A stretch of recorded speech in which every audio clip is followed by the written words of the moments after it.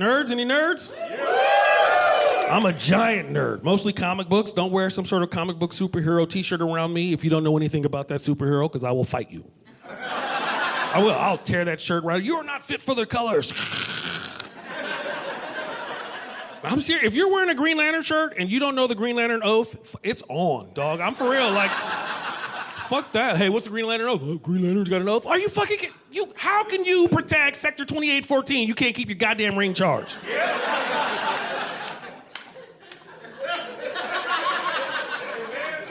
I'm serious. I own that shit. I had a nerd epiphany.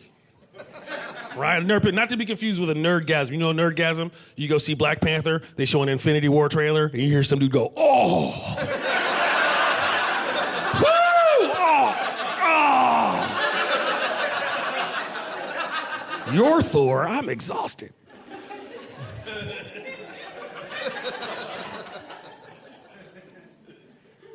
I had a nerd epiphany. This is what happened. I was doing the New York Times crossword puzzle in ink, get on my level. And the clue in the crossword was like a fox, e.g., example given. But the answer in the puzzle was metaphor. And while like a fox is indeed a metaphor, technically, really, it's a simile. Right? Because it uses like or as. So, I sat down to write a letter. Dear sirs, I must take exception to your crossword puzzle of June 25th. And then I realized I should just try to be more comfortable around girls. Like, what? The fuck? Fucking, I'm not 80 years old writing letters to the crossword people.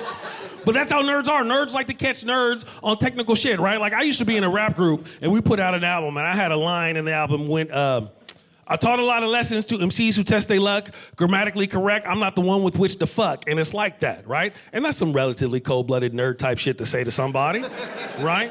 So the album came out, 2 weeks later, I got an email. Dear sir, to be grammatically correct, you're not the one with whom to fuck.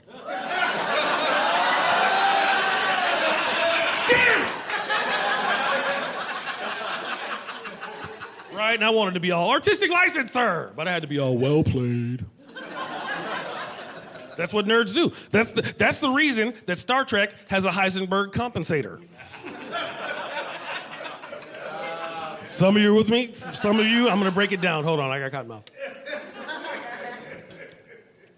The atomic physicist Heisenberg postulates that while you may know exactly how many atoms are in any given object, like a microphone or a microphone stand or a delicious chocolate comedian, you cannot pinpoint their exact location because they're very, very small and they move really, really fast. So by the time you figure out where it is already somewhere else, right? It's part, not all, don't argue with me after the show, it is part of the Heisenberg uncertainty principle. And if you accept that, then teleporters don't work.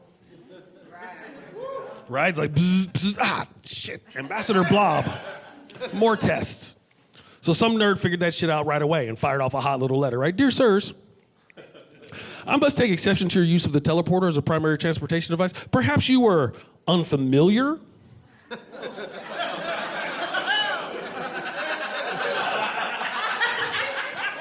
with Heisenberg's uncertainty principle, which states, in part, et cetera, blah, blah, blah. Your friend Chad. Chad clearly forgetting that Star Trek is fucking chock full of nerds, right? It's for nerds, by nerds. It's like sideways FUBU. Right? It's Finbin. Not to be confused with Fizbin, that's just for David, but it's a piece of the action, sorry. But they wrote him back right away. Dear sir, perhaps you missed episode 6 of the 3rd season where we introduced a Heisenberg compensator.